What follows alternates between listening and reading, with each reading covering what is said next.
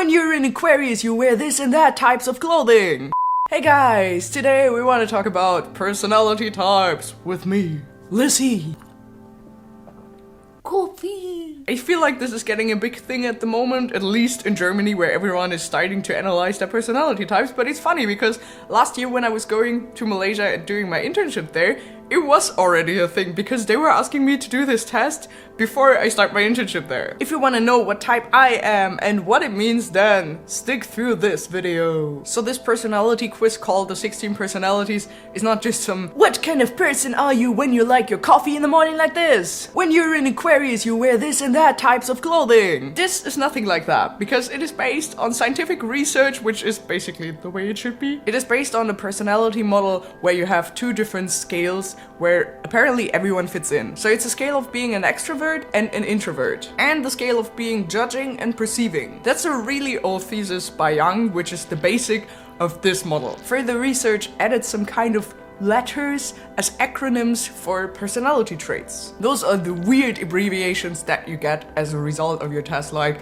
I and FJ and stuff like that. According to this research, there are 4 personality type aspects, but the website that you can do the test on, it added another kind of facet to it. As an assessment to see which kind of type you are, that website has prepared a lot of different questions that you need to answer in an honest way. I'm gonna tell you more about the different scales that they added into it to see which kind of personality type you belong to, but for your understanding, it is not completely black and white. That means you don't have to be 100% on this side of the scale. It can also be that you're somewhere in the middle. I also linked you that quiz down below, but no, I'm gonna explain what it means to be a certain type of letter in this thing. The first category that you're gonna be fitted into is called mind, and it means the interaction with your surrounding in general. So on that scale, you're either an introvert or an extrovert. Being an introvert means that you usually prefer solitary activities and that you are more sensitive to external stimuli. As an extrovert, you rather engage in group activities,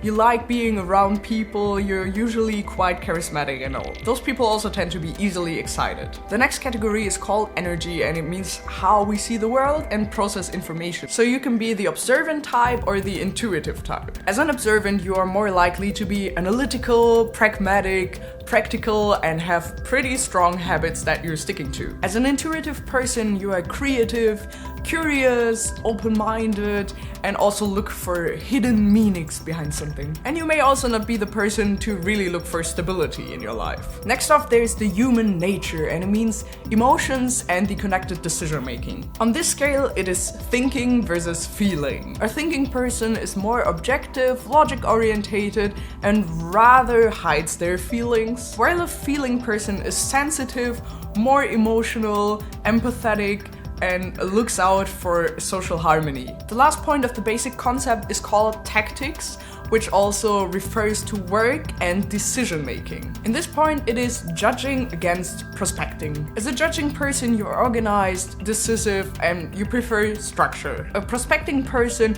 is more intuitive, leaves options open, and likes to do things spontaneously as well. The last point that was added by the 16 personalities quiz is called identity, and it means how self-confident you are in your abilities and your work. You can either be the assertive type or the turbulent type. As an assertive person, you're self-assured, you don't push yourself too hard, and you are rather resistant to stress. Turbulent people are self-conscious, they are rather sensitive to stress, they tend to be perfectionist and really success-driven. The letters that you get out of it by belonging to a different kind of scale later on form to a combination of those. By looking at those combinations, you belong to a certain kind of role that describe your interests and goals in life. Apart from that, they also categorize the strategies, which means how you pursue them. The really crazy thing about this test is that most people say it is so accurate what they get as a result. And the even cooler thing is that you get to learn a lot about yourself and as well about other people through that. It can help you to engage with other people and understand their thinking better. And when you're stuck in a phase of finding yourself, then there are even a lot of YouTube videos about your personality type